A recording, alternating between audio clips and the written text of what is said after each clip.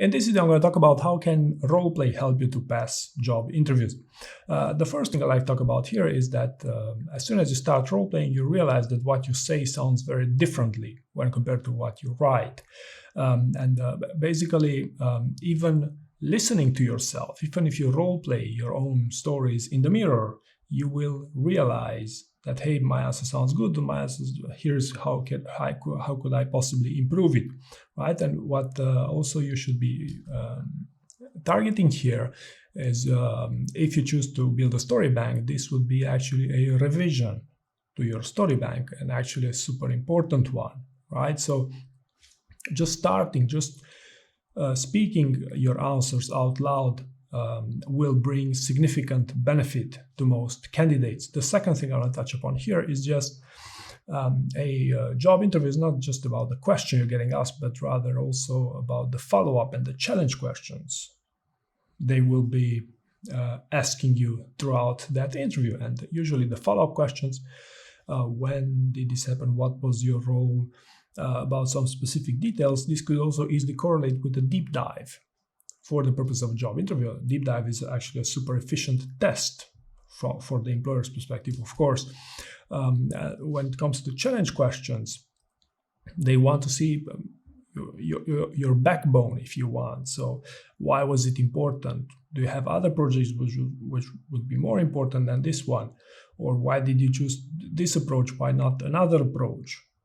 Right? So all sorts of challenge questions when you're role-playing with someone who with the appropriate person, then it can be quite revealing as to, hey, what could be super interesting for me to focus on when tuning up my stories, right? So follow-up and challenge questions, and making it a conversation. Ideally, this would be the second scenario. Now, the third one, when converting, when speaking out loud your stories which you prepared for a job interview, you will realize in a majority of cases they will be too short, right? So the length of your answers will not be the best one, right? I tend to usually advise people to have longer convincing first answers to the extent you can make sense at length, right? This is another way to qualify high-performing candidates, right? But this is another important one, that I believe that the length of your answers will change, will significantly be impacted once you start role-playing and once you decide, hey, what is my style? How do I best interview? Or maybe you can adapt your style of interviewing to the person you're interviewing with, but the more you role-play, the better you'll become at being good at adapting your style to your strength, essentially. Right. The fourth thing I like to talk about here is, especially in the case of remote interviews. Okay, so what's your best approach to cheat sheets? Okay, so some people prefer no cheat sheets at all because they could be a distraction, or some others prefer to keep just names of their stories with some bullet points, right?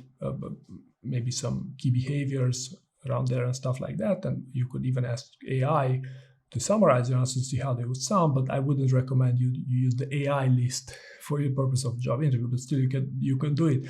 Or you could simply keep the names of your stories nearby, because if you give them great names, greatly keyworded names, that could also be a super relevant thing to do.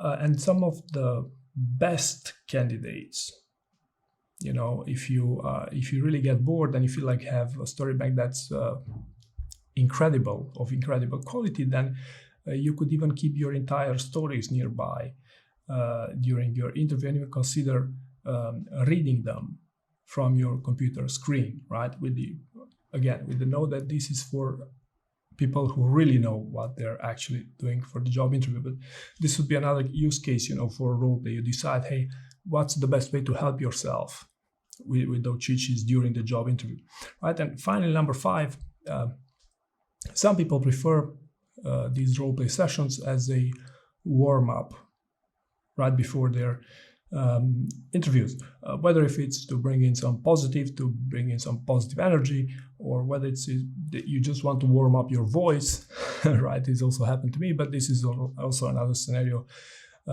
that's relevant when it comes to role play. So I hope you found this useful, and thank you very much for watching.